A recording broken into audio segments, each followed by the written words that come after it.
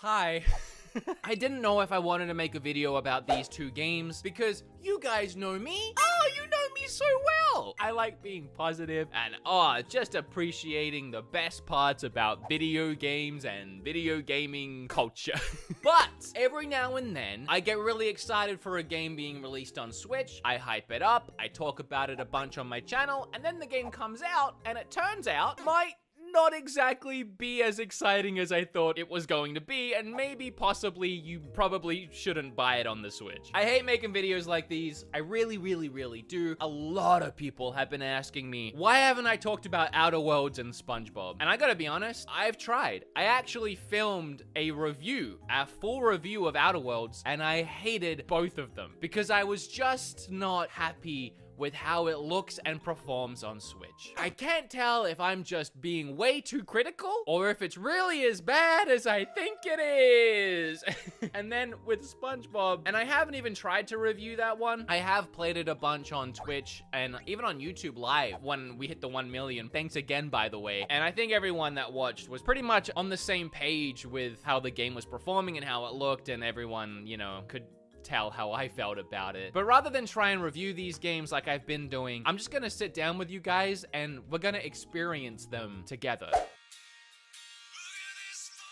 I love this beat. Great choice on the song, man. Yeah, best song ever. Oh, come on, I want a turn. Is it my turn yet? No! Oh, but you two have been listening to the Raycons for like an hour now. Look, Raycon only sent us the one pair of earbuds. There's 3 of us, and that's 6 ear holes. So right now, we're sharing 1 each, and you're just gonna have to wait your turn. Yeah. Plus, they're super affordable compared to other premium wireless earbuds on the market, so if you really wanted to listen, you should just buy your own pair. Yeah.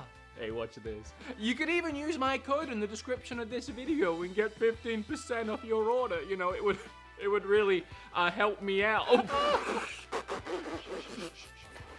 Man, screw you guys. These sound so good in my ears. Well, yeah, it's the everyday E25s, their newest and best model yet. With 6 hours of playtime, seamless Bluetooth pairing, more bass, and a compact design that gives you a nice, noise-isolating fit. Hey, watch this, my turn now. They also come in a fun range of new colors, so if you really wanted to buy your own... I'm not buying nothing. In fact, you know what? You guys aren't even real. You know, I didn't know I could actually do that. What were they listening to? Oh, Nickelback! Okay, all jokes aside, I seriously do love these things, so get yourself your own pair by clicking the link in my description and getting 15% off your order. Now, if you don't mind me, I got some Ray J to listen to. Starting with Outer Worlds. Right off, I want to say, this is in no way a slight to Virtuous. The people that ported this game to Switch, they've been showing the Switch a ton of love, porting games like the BioShock collection and the XCOM collection, even the Dark Souls remastered game, and they all look and play incredible on the Switch. But Outer Worlds is a current-gen game, a gorgeous one, mind you, and it's also a huge, expansive, open-world game in the style of old-school Fallout games, when Fallout games were still good, before Fallout 76. The game itself, developed by Obsidian, is a beautiful, fantastic game, and you can get the full-ish experience of that game here on Switch. The gameplay is fully here, the story's fully here, the game itself is fully here. But I would argue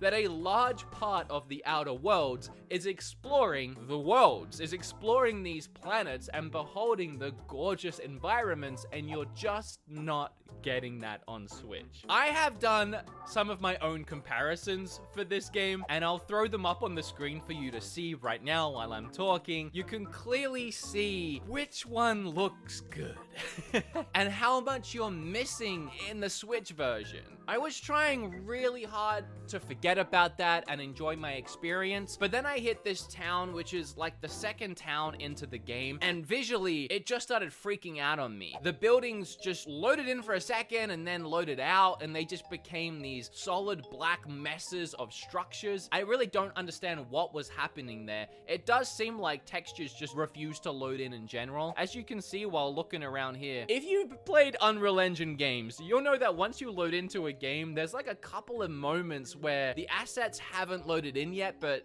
the game's running and then it all kind of flicks over and clears up. This entire game just looks like it never flicks over and clears up. Everything is muddied and kind of a mess. To make matters worse, there is really long load times. We just sat through a really long one while I was talking. There's a lot of frame rate issues. Anytime I'm trying to fight more than a few NPCs, the frame rates just tank for me. Anything further than a couple of feet ahead of you is just going to look blurry and messy. Whenever a game like this gets ported to Switch, I feel like there's definitely a trade-off where you get the game, you get the full experience, and you get it portably, but you lose that visual quality. And it's always up to you as the player to decide whether or not losing that much visual quality is worth playing it portable. It just doesn't work here. I'm sorry, but this just looks awful, and I feel terrible about saying that. I don't want to play this. I just can't play this. It is a really fun game. As I said, I tried to review it because I played it on Xbox and I've played it a little bit on Switch. If you liked games like Fallout New Vegas, or I mean, heck, if you even like the newer Fallout games,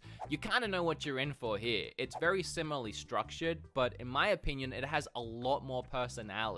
The NPCs actually have dialogue trees that you can fully flesh out. The combat is really smooth, fun, and engaging. The exploration is really fun on other systems because of how gorgeous it is, but it is just a really fun world to explore. Honestly, I can't recommend buying this game enough, just not buying it on Switch. And I love the Switch. This is also in no way a slight to the Switch. I think some people would be quick to jump to how underpowered the Switch is, especially now that we're going into the next gen of systems, but no one is really asking the Switch to be a powerhouse. And I'm not a graphics guy. I'm really not. I don't care about graphics if the game is fun. And if this was the only way to play the game, there was no other way to play the game, there was no other cheaper, more affordable way to play the game, I might add in there, then I would play this and I'd probably have a ton of fun. That being said, I could sit here all friggin' day and pick little things apart, little